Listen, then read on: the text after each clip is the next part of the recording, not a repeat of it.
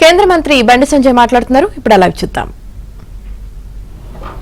40 రూపాయలు ఇస్తాడు గొప్పోడా, 10 రూపాయలు ఇస్తాడు గొప్పోడా? 40 రూపాయల చోట్లలో ఫోటో పెట్టుకుంటారా, 10 రూపాయల చోట్లలో ఫోటో పెట్టుకుంటారా? ఫోటోల కోసం కాదు కొట్టాడా, కానీ ఎందుకు పెడతలేరు?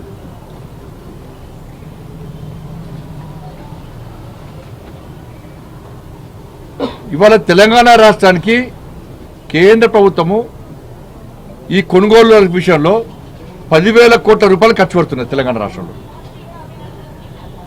రాష్ట్ర ప్రభుత్వం తిప్పి కొడితే నాకు 2,000 కోట్లు కూడా 2,000 కోట్లు ఖర్చు పెడుతుంది అంతే. మరి 10,000 కోట్లు ఖర్చు పెట్టేటువంటి కేంద్ర ప్రభుత్వం గొప్పన తూతు మంత్రంగా అది ఖర్చు పెడుతుందా గ్యారెంటీ లేని పరిస్థితి. రాష్ట్ర ప్రభుత్వం గొప్పన ఆలోచించాలి. కాబట్టి రాష్ట్ర ప్రభుత్వాన్ని డిమాండ్ చేస్తున్నా, నరేంద్ర మోడీ గారి ఫోటో కంపల్సరీ పెట్టాలి. పెట్టకుంటే మీకే ఇబ్బందులు. క్వాలిటీతో కూడినటువంటి బియ్యాన్ని సరఫరా చేయాలి, నాణ్యతతో కూడిన బియ్యాన్ని సరఫరా చేయాలి.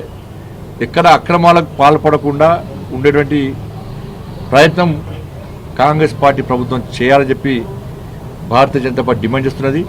40 రూపాయలు ఖర్చు పెట్టే కేంద్రం ఫోటో, మోడీ గారి ఫోటో పెట్టరా? కేవలం తూతూ మంత్రంగా 10 రూపాయలు ఖర్చు పెట్టి మీ ఫోటో పెట్టుకుంటే మాత్రం ప్రజలు తిరిగిపడతారు. ప్రజలకు వాస్తవాలు తెలుసు. ఇచ్చే బియ్యం కేంద్ర ప్రభుత్వం ఇస్తున్నది అన్న విషయం తెలుసు. కాబట్టి మీరు ఆ విధంగా మీరు ఆలోచించాలని చెప్పి మేము డిమాండ్ చేస్తున్నాం. 10 ఏళ్ల పాటు రేవంత్ రెడ్డి సీఎం ఉంటాడు, అధికార మార్పు జరగదని చెప్పి రేవంత్ రెడ్డి గారు మాటలు వింటే నాకు ఎట్లా అందరూ నవ్వుకుంటున్నారు. రేవంత్ రెడ్డి గారి మీద దాడి చేసింది, రేవంత్ రెడ్డి జైలు పంపింది వాస్తవమే. నేను కూడా చాలా సందర్భాల్లో చెప్పిన, చాలా సందర్భాల్లో నేను కూడా అన్నా, నీ రేషం చచ్చిపోయిందా, రోషం వెళ్ళేదా నీకు అన్నా. ఏమైంది నీ రోషం, ఏమైంది నీ పౌరుషం, ఏమైంది? ఎన్నికలప్పుడు కేసీఆర్ ఇష్టపడ్డా, కేసీఆర్ కుటుంబాన్ని ఇష్టపడ్డా అన్నటువంటి రేవంత్ రెడ్డి గారు ఇవాళ ఏమంటున్నాడు? ఇవాళ నేను పగ తీసుకోలేను నాకు అర్థం కాదు. పగ తీసుకోకపోవడం ఏంది? పగ కారణం ఏంది? ఇప్పుడు కేసీఆర్ కుటుంబం పడ్డ అవినీతి విషయంలో విచారణ జరపాలంటున్నా. అవినీతికి పాల్పడ్డ కేసీఆర్ కుటుంబాన్ని లోపడేసి తొక్కాలి అంటున్నా, లోపల పంపాలి అని నేను అంటున్నా. అంటే అవినీతికి పాల్పడ్డ కుటుంబాన్ని లోపడేస్తే ఇది పగ తీసుకోవడం అవుతుందా?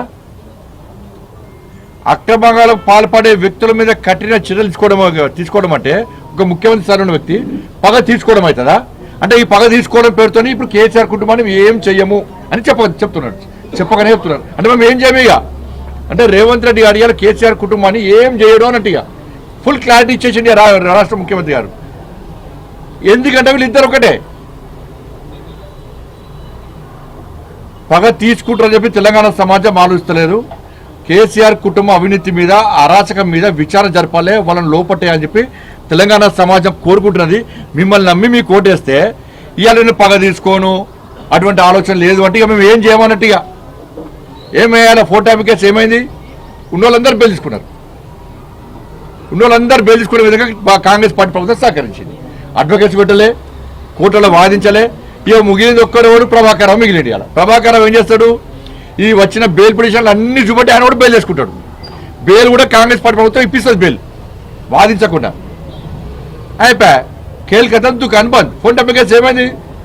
అన్ని బెయిల్, అందరి బెయిల్ వచ్చింది. ఇక మళ్ళీ వేస్తారు, మళ్ళీ విచారణ పేరుతో పిలుస్తాం. మీరు కోర్టులో బెయిల్ వచ్చినాక మీరు చేసేది ఏంది?